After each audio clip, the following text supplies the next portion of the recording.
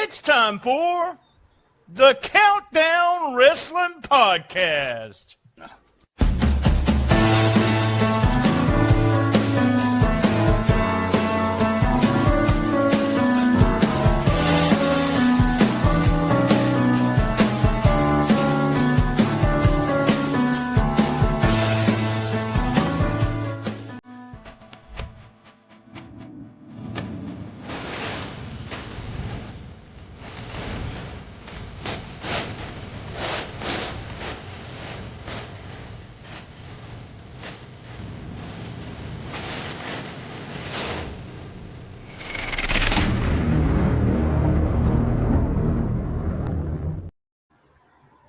All right, we're live from 304 Studios in Jonesboro, Arkansas. This is an STSPod.club production. This is episode 1110 of STSPod.club and episode 89 of the Countdown Show. Believe it, let me do a little business. This is the home of Memphis Then and Now every week on STSPod.club. Monday, we reserved it for the Retro Wrestling Review Power Pro Wrestling Podcast. Longest name ever for a podcast.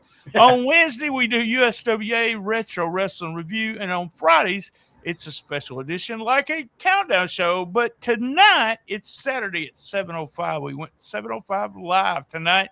But earlier today, Saturday, we do Rolling into Memphis. You can go to the link of all links at stspod.club. We have our Facebook page, our TikTok page, our Instagram, our Rumble, our X, and our Patreon. Join our Patreon. You get unedited version of this, which me and Mr. Z sat down and listened to a clip from The Observer, and we also talked about all the other 10. Real quick, we went through 20 and 11 real quick. We have exclusive Patreon shows, CWA Retro in 1987, and we just talked to Downtown Bruno, who told us his thoughts on Paul Heyman when Paul Heyman came in and Bruno was the top manager. Fun. And we do Right Along Ringside, where we watch a match from WWE, WCW. Old match, we just sit around, watch a match, and BS. You can email us stspodclub@gmail.com. And, as always, my New Japan expert, my friend and yours, it's Mr. Z. How the hell are you, Z? I'm great. And I got one plug. I gotta get this out there for everyone. Put it in.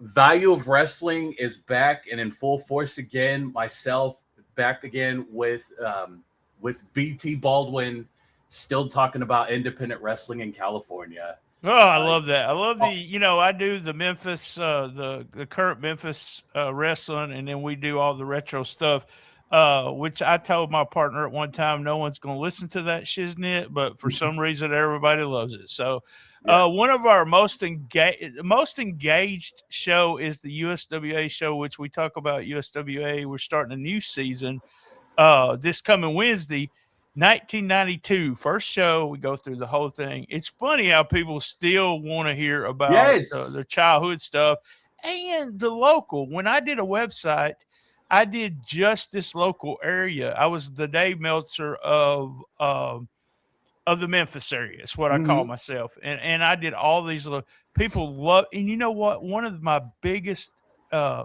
one year we always do Memphis in May, all episodes Memphis in May. And I sometimes do local guys. And I did Jeff Jarrett one year, Jerry Jarrett one year, Dutch Mantel, Bill Dundee, all these local legends. I did this team. They were called the Missouri Bad Boys. They're friends of mine. They had like 20,000 downloads, and I was like, what the hell just happened?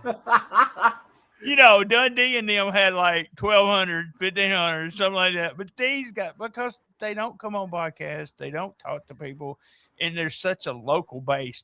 I love it that you're doing something like that. So yeah, it is a great thing.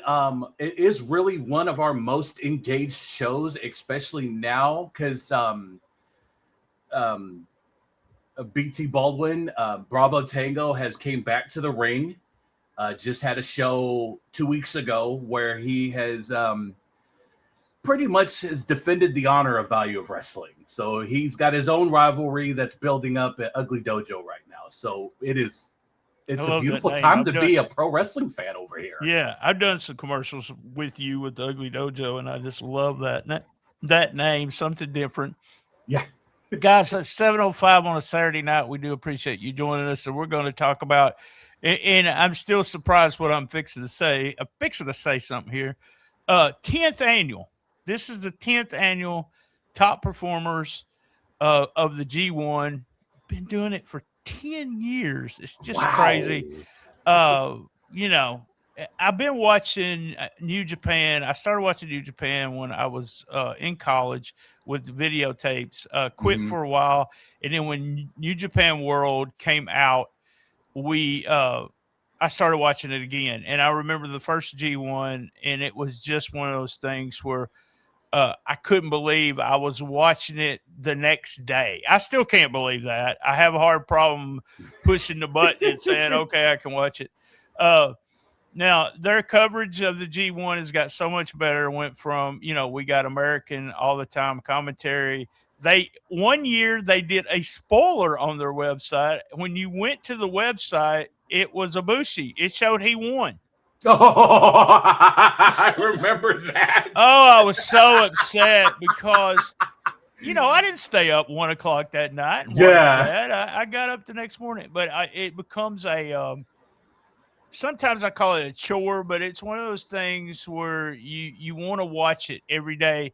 And it's got a lot easier, I think, especially the last 2 years where they give you 4 or 5 matches. You got the A block one day, you got the B block the next day, so forth and so on. And that's what I really like about it. Now, so everybody knows, I personally have not read anything in Observer about the G1 since it started. The reason why I don't want it to affect what I do here today. Thank you. Only thing I did, I saw a clip from Alvarez and Meltzer about the main event. And we're going to watch that on Patreon. It's about 6 minutes, and me and you are going to watch it. I disagree with a lot of stuff Dave talks about now, but man, him and Brian really got the finals and the main match, and just really understood it, and I thought it was the best way. All right, so here's what me and Mr. Z did. As every year, he did 10. I mean, he did all 20. He ranked them all. I ranked all 20. We put it in the Chat GBT magic machine, and they come out with the top 10. So let's start out with number 10. This was my number 5, and your number 12. It was, and I know he's a favorite of both of ours. Gabe Kidd. Death Rider. Enough said. I told you what I was going to do when we went through these guys, but first of all, I want to talk about him and Narita had one of the craziest brawl matches that I just loved that match. Yes. And I think it was because it was, what arena was it? It was real small. I think they were Corkin. I think it was Corkin. That's where they were at. I want to be there. I really love that venue. I'm like, if my goal one day is to go to Japan during Wrestle Kingdom week, go to Corkin, even if it's Stardom there. I don't care what company, but just to be in that hall, the acoustics in that hall is beautiful. That in Arena Mexico, it's two of the places that I want to. I was at the Mid-South Coliseum. That's classic. But that is the building that the two of the buildings I want to be in. You, like I said, you didn't put him in the top 10. I know he's a favorite of yours. And me, number 5, because I enjoy everything. I enjoy what he does. And I told you I'm going to ask this about everybody. So what's up with Gabe Kidd? Yeah. I think he's gotten bit by the Tony Khan bug. Oh, wow. He's there. No, and it's a blessing and a curse. You're making a lot of money. But I think I've narrowed it down to anyone from New Japan. When you come to the States and that's your company you choose, you just phone it in, and it's sad. Do you think that part of it is part of it is a work and part of it isn't? And do you think you said just phone it in? Do you think that Kid is just making so much money with AEW, and this becomes part of his gimmick? And then when he comes to New Japan, I mean, part of me thinks that he really is pissed that he worked for New Japan for the less amount of money that he did. Well, yeah, and I feel like, and I totally understand that with him because he flew that banner of the Lion's Head the night he wrestled Kenny Omega. Oh yeah.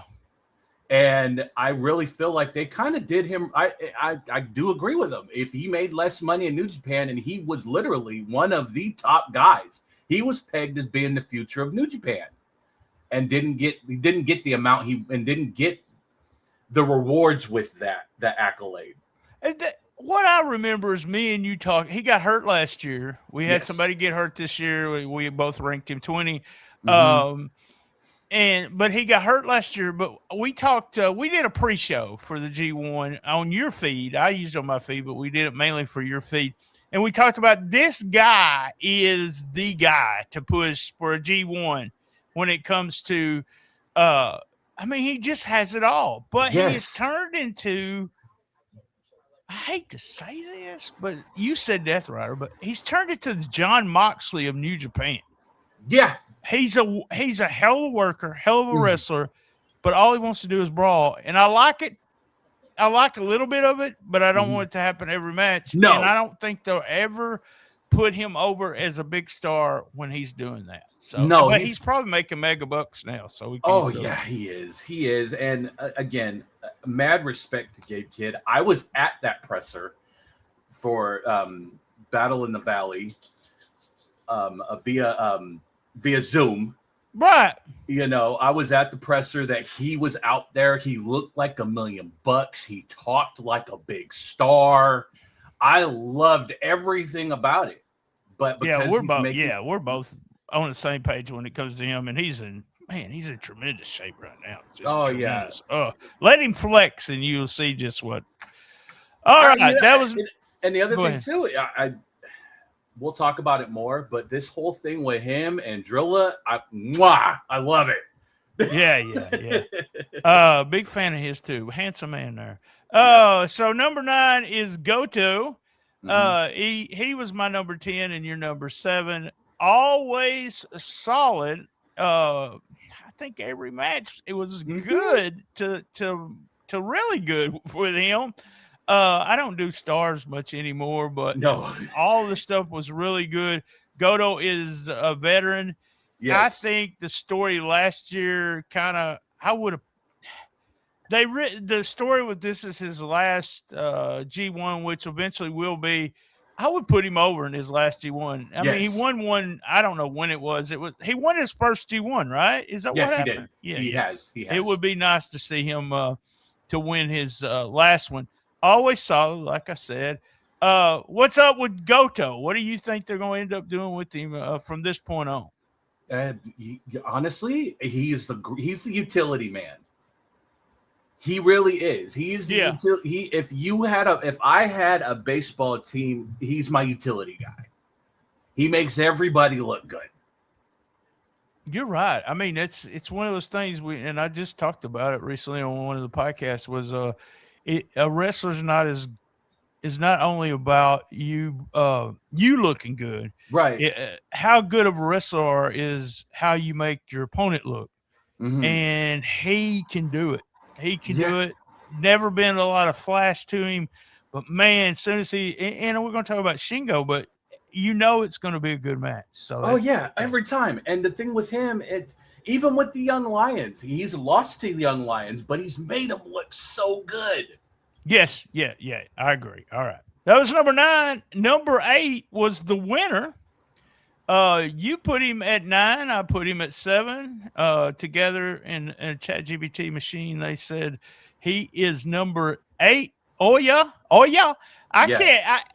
And when they say that, I want to think they're going. Oh yeah. I'm waiting for that. That's how I had to do it.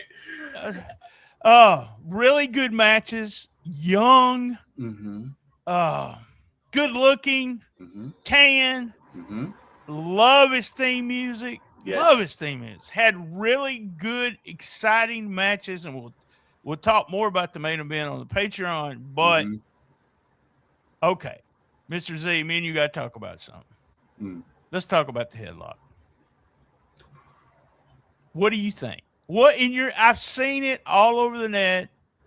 The internet wrestling community is split on this. Can you sell that as a finishing move? The way they did, I would just want to say, New Japan is the only promotion that could do this. They're the only promotion that can make the Boston Crab look like $1 million move.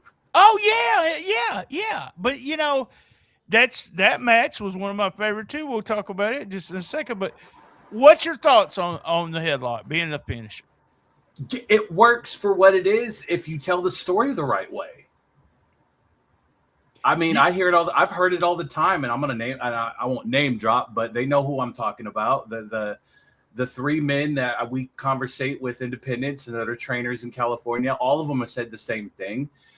A move only works is if you tell the story and the fans believe it.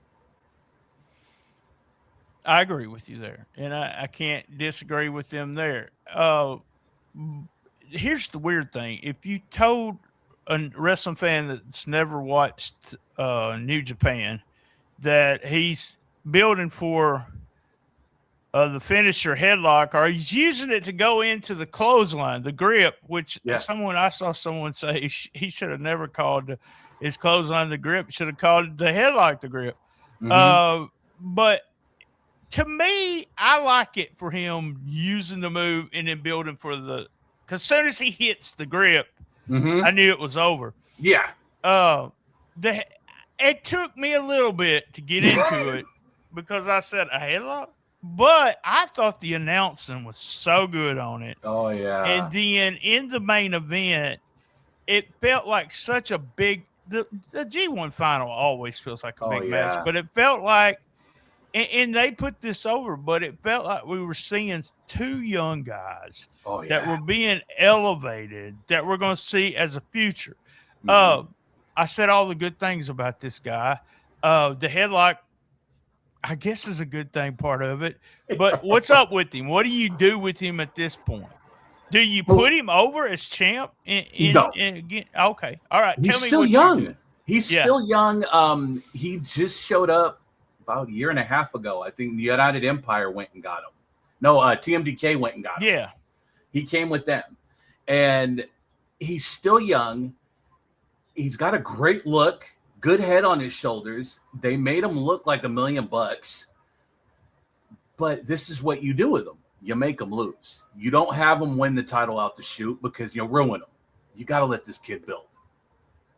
I mean, I could see them building for next year, putting him over in the G1 and then putting him over as the champ. That theme song, I love the freaking theme song. I meant to look that up to see who that was, but and here's something I noticed. Right after his matches, did you notice him going to the crowd and just spending all this extra time after the matches? I don't know if you noticed that, but it looked like it made him seem like more of a star than he really is. Yeah, loved it. All right, we're up to 7. Hanari, I had him at 11. You had him at 4. Man, he is so intense. He's, I don't watch a lot of New Japan, but he's improved a lot. He's real fluid now. I got a question to ask you. We did a show together, and in my mind, and I may be wrong, he didn't have the tattoo on his face, did he? Right. Am I right? Did he take it off and then he put it back? But it's makeup, I guess, huh? Yeah. But it works. I mean, it don't come off. What is he doing? Well, you got to think. I'm guessing he's got Japan has the good ink, the semi-permanent drawing ink. I mean, I'm like, dang, I don't know. He's just, to me, he's one of those guys that I wouldn't want to meet in a dark alley somewhere. But he's a man you want to have your back in a bar fight. Oh, hell yeah! Hey, there's an infamous story on me that my wrestler friends will tell you. I had these two tag teams. We're at some uh service station on the road back from one long trip. This guy started harassing me, and I just went fucking off on him. I just got pissed, and then I realized I'm going to get my ass whipped because this guy could whip my ass. So I look around, and I look at my friends, and I said, "Get him!" And they was like, Yeah. "What?" They were just like, "No, no, we're not doing this." I said, "Dude, I gotta go," and I just turned around and left. I said, "I'm not fighting this guy. He's gonna beat my ass." But he's the guy that I could say, "Get him," and he would be there, Yes. and take care of business. And so, what's up with him? What you do with him? Is this a guy that could come to the States and be a star in WWE? Oh Um, yeah.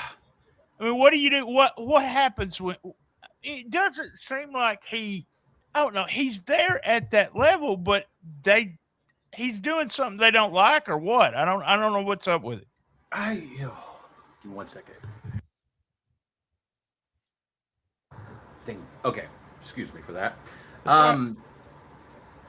He is a big boy. You bring him to the States and let him be a big man. He's. I don't think there's much they can do with him in New Japan because obviously they have the fans have their favorites and they kind of tend to stick with that same tradition of how they do it. But Hanare, you got to bring him to the States and let him do the strong tours.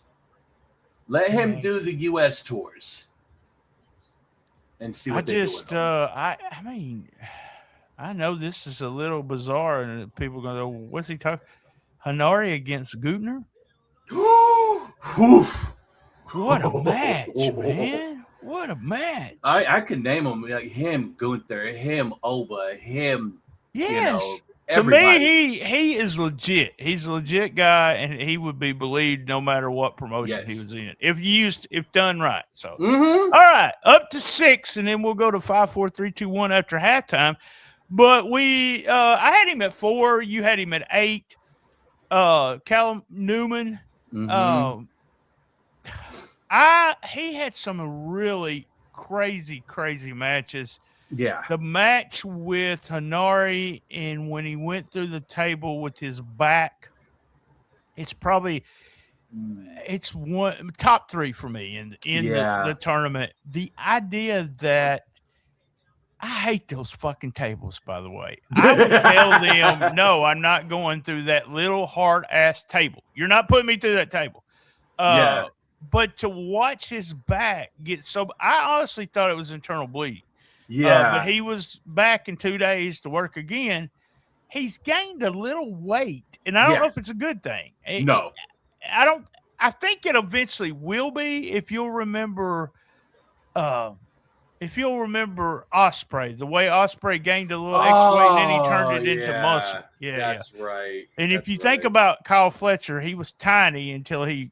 I'm not saying. Well, allegedly he got on some supplements, but uh, I think that if that changes, he'll look a lot. But if you want to talk work rate or as a Mm-hmm. wrestler, he's so entertaining. He's so good. He's so believable. But what's up with him? I mean, they made him champ so quick, youngest champ ever, and Yeah. then went back to Suji. What was your thoughts on all of that? I mean, and what would you do with him I going forward? I kind of felt they gave up on him. Yeah, Which I don't understand because, like you said, work rate wise, perfect. It's everything New Japan loves. Someone in the office or someone who plays with the other office, they didn't like the idea of Newman as champ because they have Osprey and it makes Osprey look like a dope. That's what I heard. This is what was told to me from people. huh. I believe it because Osprey was the leader of United Empire and left. Newman stepped up. But that story was so good. Yeah. It was so good with Osprey being over there, and all that stuff was done so. New Japan does some things so well that Yeah. you know. it's the story. I always talk about this, and I'm not going to get on a tangent about AEW. But I always talk about the work rate at AEW. If you just go by work rate, might be some of the best we've ever seen. But the Yes. storylines do not follow. With New Japan, we have a great storyline. I'm going to mention something about one of the matches, probably on Patreon, but the story starts. I mean, even what was it when Shingo came in to be with New Japan? He came from what promotion was it he was with? Shingo was with Noah. Noah. But they actually talked about his wins in certain buildings. Mm-hmm. Stuff like that no one touches. They don't touch stuff like that over here. They don't put that story part in it. In understanding what's going on for the build of not only the match, but the series of matches. They talked about Suji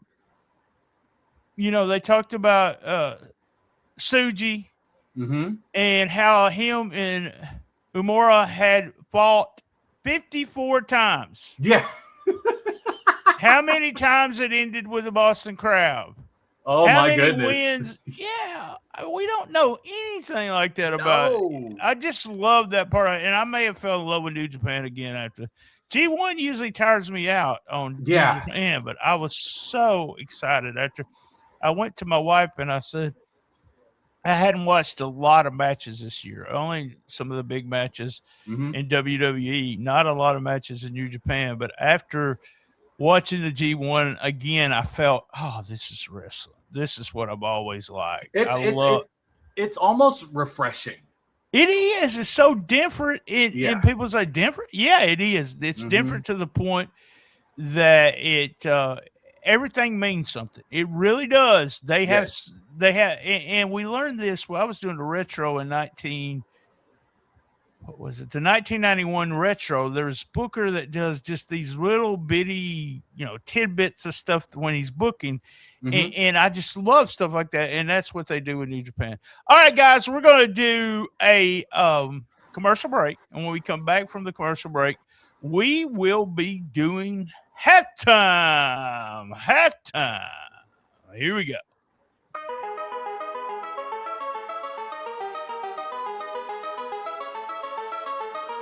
Are you ready? Every Friday night, the heat rises in Arkansas. The lights go down, the crowd gets loud, and MCW takes over. This is live, hard-hitting, in-your-face action at the MCW Arena, West Kaiser in Osceola, Arkansas. Doors open at 6:30, bell time at 8 p.m. sharp. Rivals explode, bodies hit the mat, and the stars of MCW leave it all in the ring. This ain't just wrestling. This is MCW. Tickets on sale right now. Don't wait. Be part of the action. Follow MCW on Facebook for the latest updates. And be there every Friday night. Or hear about it later. Card subject to change.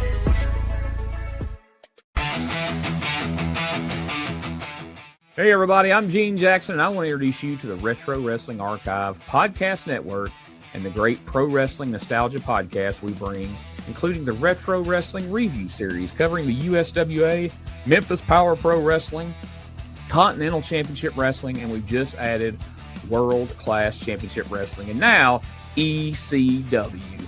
Plus great interview shows like Beyond Wrestling with Rob Hell, where the stories go beyond the ring.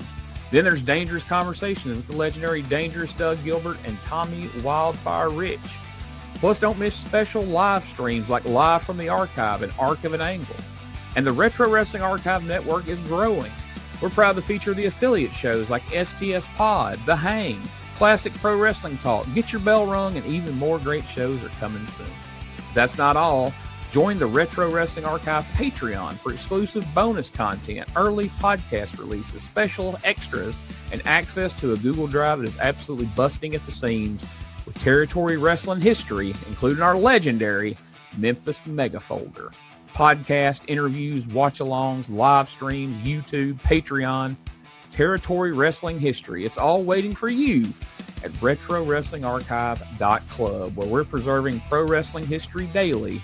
Don't just remember it, relive it. Don't miss Memphis Wrestling Live! This Sunday, August 23rd, WWE's Dexter Lumis is coming to Memphis Wrestling, plus superstar Bill Dundee. Next Saturday, August 29th, Memphis Wrestling returns to Gleason High School for the Tater Town Throwdown 4, benefiting Gleason Beta Club. Saturday, September 5th, it's Wrestling Night with the Memphis Redbirds live at AutoZone Park, featuring Jimmy Hart. Saturday, September 11th, Memphis Wrestling is live at the Dyer County Fair. Sunday, September 13th, Buff Bagwell returns to the Wrestle Center. Friday, October 2nd, Memphis Wrestling returns to Jackson, Tennessee, featuring The Outbreak. All tickets are on sale now. Get yours right now at memphiswrestling.tv. All right, and that's tomorrow, guys. Wow. Wrestle Center. We got Dexter Lumis and Bill Superstar Dundee will be there. VIP signing autographs. Man, I don't want to sound like I'm being doomsday or something, but Bill don't have a lot of time left, man. If you don't have his autograph, you know he's up there in years and not in good health. If you don't have his autograph, get and want an autograph, go do it. It's time for halftime.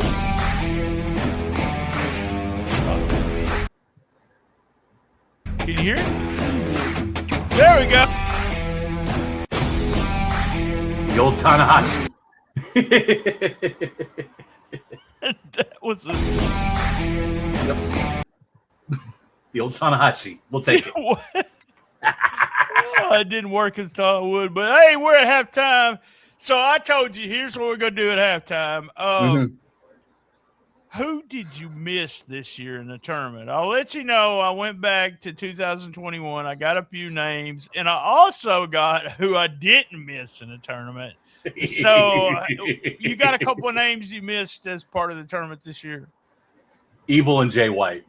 Oh, wow. Yeah, Evil and names. Jay White. Let me tell you, Yeah. Naito, I missed Naito.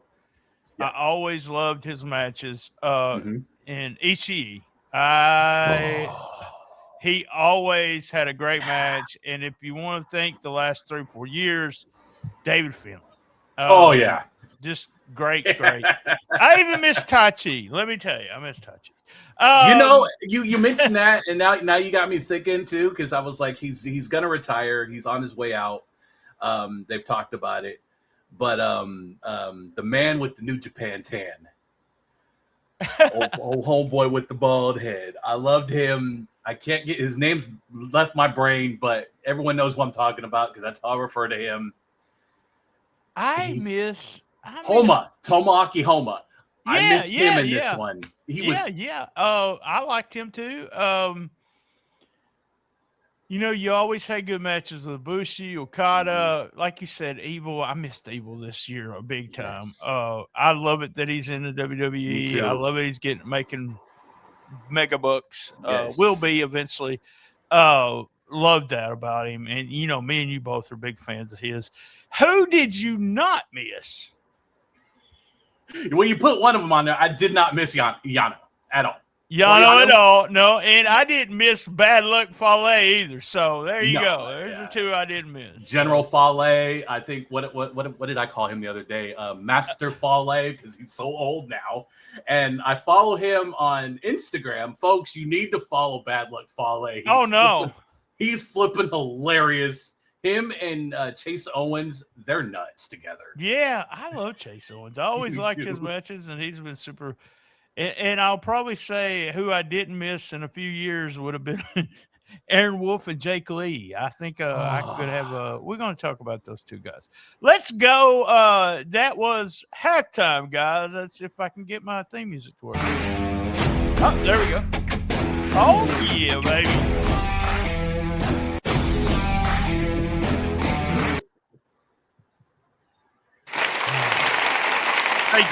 Thank you very much. Thank you. That was halftime, folks. We're at 5, 4, 3, 2, 1. Number 5, I don't have the sound drop I used to have all the time. Go ahead, say his name for me. Kenosuke Takeshita. Takeshita. There we you go. go. See, I'm better at it now. Yeah. Takeshita.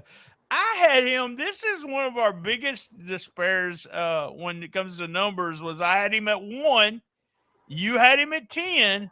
He ends up at 5. Just every match to me was good. I couldn't think of a bad match he had. Right. I think he's an asset to AEW. I don't know if I agree with the way they use him, yes or no. I can't say it. No, I don't. I wished he would stay in New Japan, but I understand it's about the money, folks. Oh yeah. And so just so good. I've always loved his story about, where he started, what he did. And I've seen some of his first matches in where was it? DDT. Yes. And I remember reaching out to one of my friends and saying, "This guy, he's good." And then watching, and it was WrestleMania weekend. I think it was 4 or 5 years ago. He was at a Super Show, and he was so good. I was like, "Oh, what a star!" I thought he was the next Okada. Maybe he could have been if he stayed with New Japan. What's up with him? What do you do with him in New Japan, or do you just use him for big shows like this? I would use him for big shows like this. I put him at 10 because I know he can do better. But every time you bring these guys back from being in the States, it's almost like they phoned it in. Again, he's one of those guys that's making a ton of money, and he got a little lazy. Wow. Yeah, I can see what you're saying, but yeah, you know what? They have all these people that AEW does that's under contract that they do not use. I saw the rumor is that he's just going to let the contracts go out. He's not going to, if he don't renew them, he's going to let them go all the way to the contract. He's not going to fire them and let them go early. I said, that's stupid business. You're not using. Yeah, get rid of that person. Yeah, I don't think he's one of those guys that I think is probably tailor-made for New Japan or AEW if they'd use him right. But I don't know. I'm not saying he couldn't work WWE, but I think he would get lost in the shuffle. He's not. If used right, I mean, I don't know. He looks good. His ring work, everything he does is great. He's smooth as silk when it comes to working. It's just how he's presented and how they use him. It's why I don't like it. He doesn't need to be in a stable over there. He doesn't need to be with a big family. If you want to make him the alpha, let him be by himself and give him proper guys to work with. I agree. I agree with everything you said there. Big fan, though. Big fan of his. Oh, yeah. Number 4, Yamura. Yep. Yuya Uemura. Go ahead. All right. I had him at 8. You had him at 2. So I'm going to question this. I said, what's up with all these guys? But I'm going to go ahead and say it. Number 1, the main event was tremendous.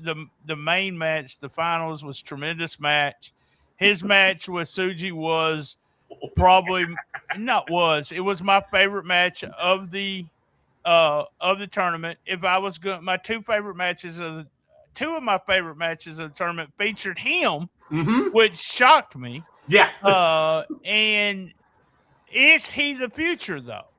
Because if this works the way I think it works, so he pinned Tsuji, right? So he's going to get a title shot too. Yes, he is. And so, I mean, I kind of knew where they were going for the win in the main event because of the storyline of Tenzan and the whole thing with the retirement on that show. Yes. I figured who was going to win, and then Amora gets a win over Tsuji, so he gets a title shot no matter if he wins or loses. The finals and I really hate saying this, and I felt the same way with Oyo. I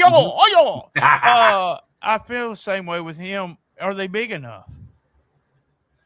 That's the question. Be the star. That's the question. It's a matter of, but then again, you look at Okada, and when he was the man, he wasn't very big either.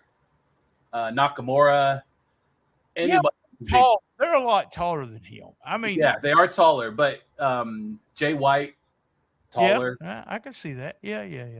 But I think honestly they can be the future of this brand. They could be that next pillar of moving things forward, especially Uemura. Something about him over the last 6 months for me, he's been the workhorse. He gets me when he's using Tanahashi's moves. I love that because it's putting in the history of the business. Yeah.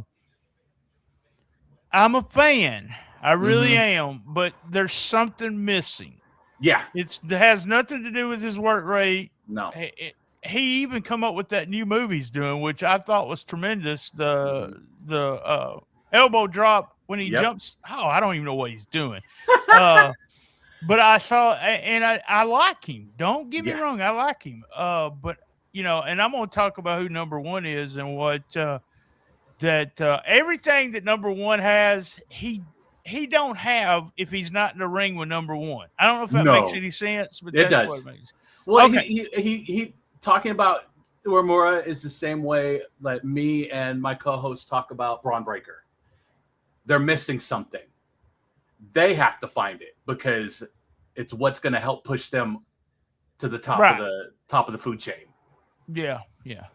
All right, number 3 is Zack Sabre Jr. I had him at 9 this year, and you had him at 1, and I'm wondering why. But he kind of okay. So my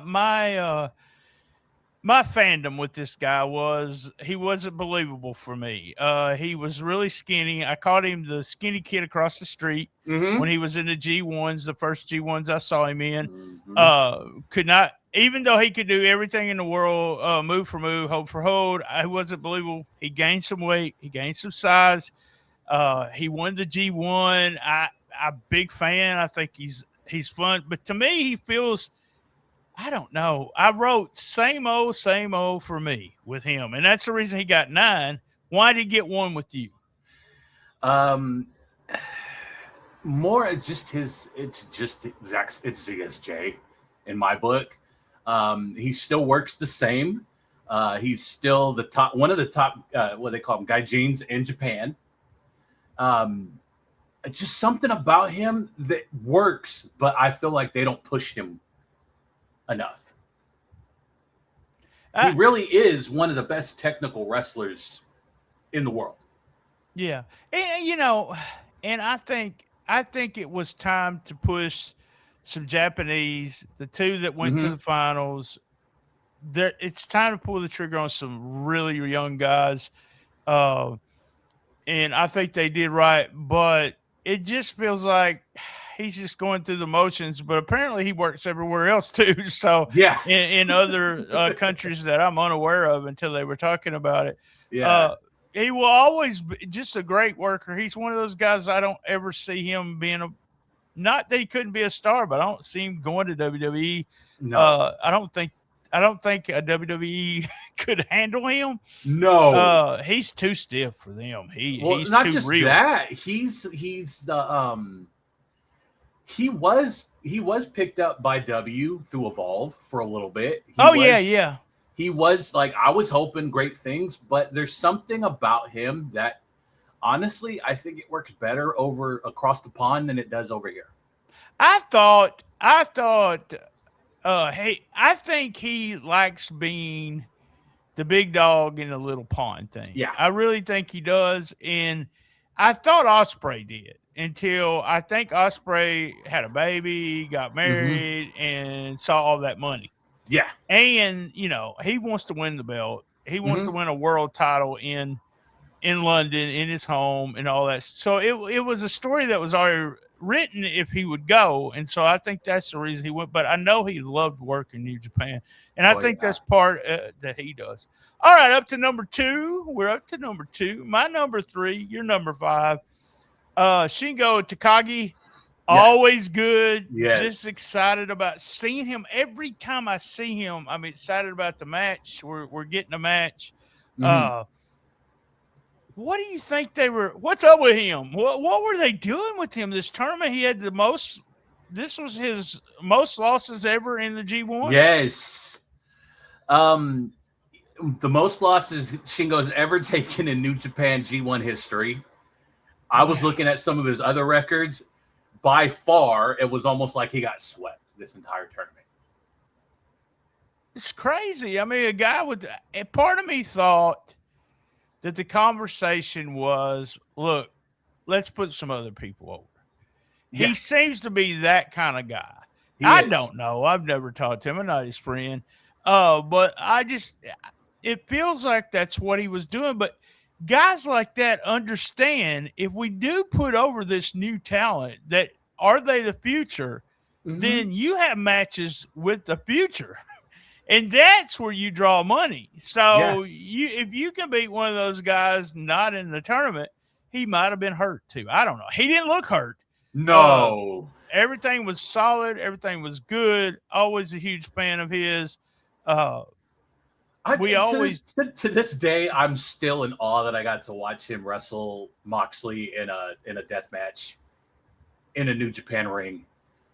I bet. Yeah, those two guys are going. Oh man, he really is the epitome of big man working. He is. He would work. You know, they got a new thing in WWE that just released it last night. Well, they released it the Friday night before, but put it on the main show last night with Nakamura, and it looks like it's going to be all Japanese wrestlers. Rumors that Evil's going to be part of it, but man, wouldn't he be sweet in a row there with those guys? Yes, he would. And I think I've mentioned this on the Rebound a couple of times about him. He understands what he's doing and why he does it.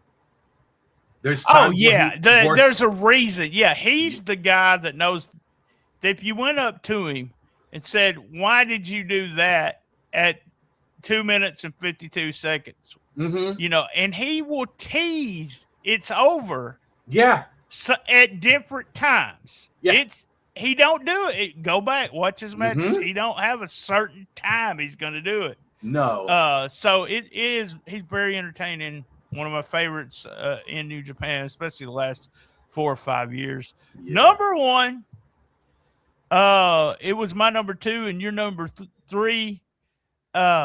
Man, this guy is everything a pro wrestler should be. Yeah. Suji. He is everything. He has the charisma. He has the size. He has the skills. He has the look. Yes. He has the looks. This is a guy, if I was homosexual, I would be with him. All right? There you go.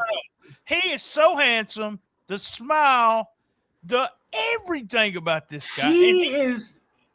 Go ahead. Have him in back in the day when you were running towns. Tell me he wouldn't draw you money. Oh yeah. That's the girls would be coming for the show just to see him. He is one of those guys. Yeah, and being number 1, we both know that he didn't have to win this tournament, but he did everything to put other people over. I can't even think of something bad about him. I mean, I love what he wears. I love the whole. To me, he's a professional wrestler. Yeah, what is this? So, in your opinion, is it a work or is it legit? His heat with not just AEW. I think it's just the whole. He would not come to America to wrestle. They send these guys. You know how this works. If you're listening to this, you don't know how it works. They send them to Mexico. They send them to other promotions in Japan, or they send them to America. Yeah, he didn't want to come to America. No. So he believes New Japan is it? Yes. Do you think you'll ever see them offer him? Man, he could be the WWE champion tomorrow. Ooh, Think of him against Cody, CM Punk, Seth Rollins, Roman Reigns, main event against Roman Reigns right now. Yeah. And that's a couple of handsome dudes in the ring. That will jump your ticket sales as far as I am serious. I think he could walk in with the right angle, WrestleMania, main event, against Roman Reigns, win the title. Everybody would love him. I don't know how good his English is. I feel like that cripples some of those guys. It's crippled a lot of people, Asuka especially. But he really does not like He does not like foreign wrestlers. And I get it. That's his promotion. You have to show respect. I believe he's one of the last few that hold on to that value of Japanese wrestling. I thought Okada would. I really did. Like I told you with Ospreay, I thought he would. I think they've done a horrible job with Okada. I think everyone gives WWE a bad name when they bring somebody in and, they didn't push him right. I think Okada was, and they've done a lot with the AEW guys, but Okada's one of those guys that, man, that they made major mistakes with him doing everything they've done with him. And this is a guy that could make megabucks in WWE, and it might be, but I don't know if it's something that, and it may have a lot to do with, your family. He may have, girlfriend, boyfriend, wife, husband, whatever, might be part of it, and just loving New Japan kind of thing. Yeah. All right, guys, Mr. Z, I appreciate you joining us. As always, thanks for having me. As always, we'll be doing. Me and you don't even know this yet, but we're going to do Breakout Stars sometimes in the next few months. And we're going to do a show on, as always, we do Wrestle Kingdom. So me and you'll be doing Wrestle Kingdom, and I may be watching more New Japan, so I may join you for something. Guys, same bat time, same bat channel. By the way, I wrote something for Suji. A stud with double D is what I put. STUDD. There you go. Same bad time, same bad channel on the best little wrestling podcast in the business. Be there for Patreon as we talk a little bit more about the tournament, and we listen to Dave Meltzer and Brian Alvarez, what they had to say about the main event. The main feed stops now. Join Patreon, guys, stspod.club. And as everyone knows, you got to know this by now, I love my